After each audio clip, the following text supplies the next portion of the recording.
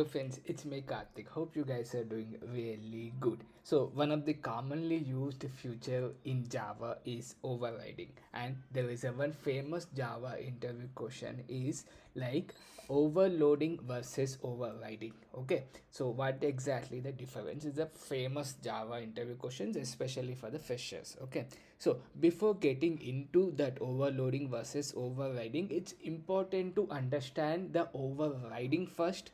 Okay, so for that purpose, in my previous video we have talked about the inheritance is nothing but a there is a parent class and the child class is inheriting the properties or the futures of that parent class. In our example, I have vehicle as a parent class, then the child classes like pulsar, car, lorry, all of them are inheriting the properties of that parent class. Okay, so here the parent child relationship is there, right? That is where the overriding comes into picture. That's the first thing you need to remember. Second thing is like here, let me show you via code.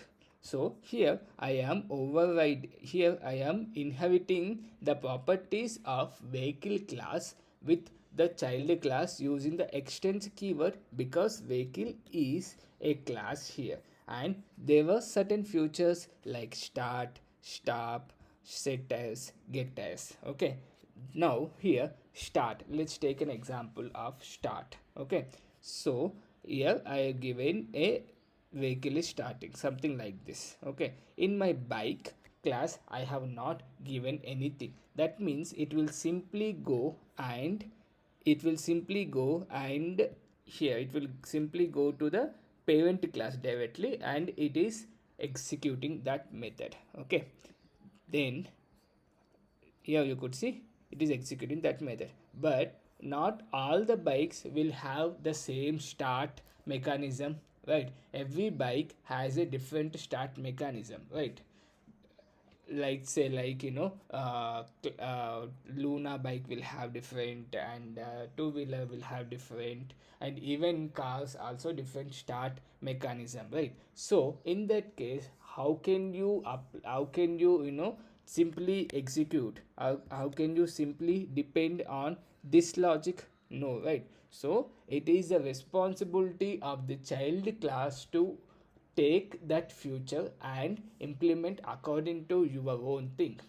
Okay, so that is why here we got a concept of override. Simply use the word override here and take that function, that method you wanted to override. Okay, and simply I am going to use it like this: bike is starting. Of course there is a different logic to start a bike, but simply I have given like this. In that case, what happens is from here I have taken a new bike, that means new object got created. It will go directly to the bike class here and it will execute that method. Okay, this concept is called overriding. Now you could see bike is starting came here.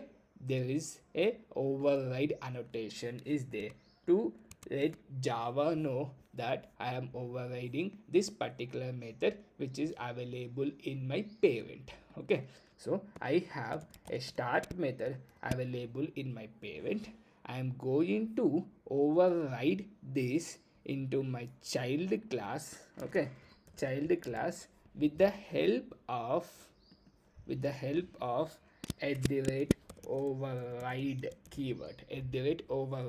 keyword, and here the method signature is also the same. That's a one thing. And can you override a private methods? This is a famous Java interview question. Okay, let me put it here.